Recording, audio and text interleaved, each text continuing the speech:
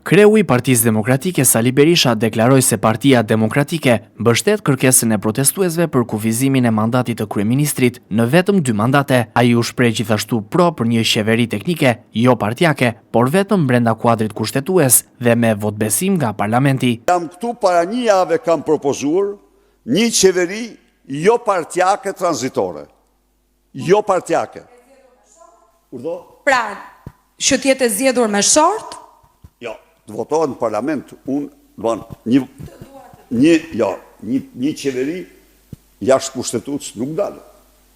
Hiqe nga, as kur, mund të zbëhet fjalë, unë s'dal jashtë ligjit. Ky jam. Kam qenë ish president, kam qenë ish kryeministër, por ajo qeveri e përbër nga jo partijak, nga kreu të ministrat zëvendës e tjerë. Ajo duhet votohet nga parlamentit, marrë votbesimin dhe të çojë në zgjedhje vendin. Unë nuk kuptoj këtë propozimin e tyre, unë nuk e kuptoj se ata e kanë një qeveri jashtë votimit, jashtë kushtetues.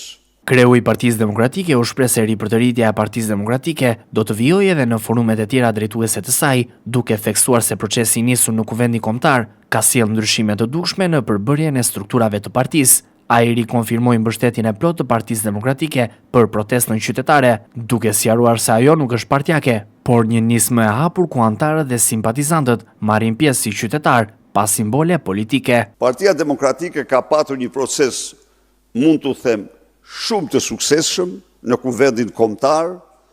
Kuvendi Kombëtar ishte u shpall kuvendi i ripërtritjes partisë dhe në mënyrë absolute bazuar në votën e atyre delegatëve, Këshilli Kombëtar i Partisë Demokratike ka dalë dhe është këshilli i ripërtritjes. Ndaj dhe ju mund të merrni listën dhe shihni se si në këtë këshill numri i trive është dyfishuar,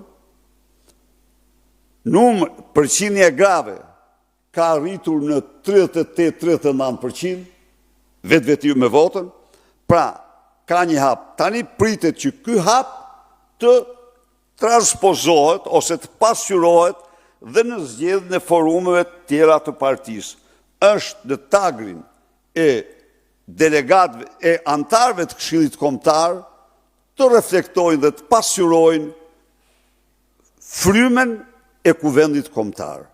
Nuk ka asnjë lidhje me asnjë faktor tjetër përveç një çështje teknike të lokacionit që ka të bëjë këtu, sepse janë zgjatë punimet në një nga ambientet dhe po shpresoj të përfundojnë sa më parë.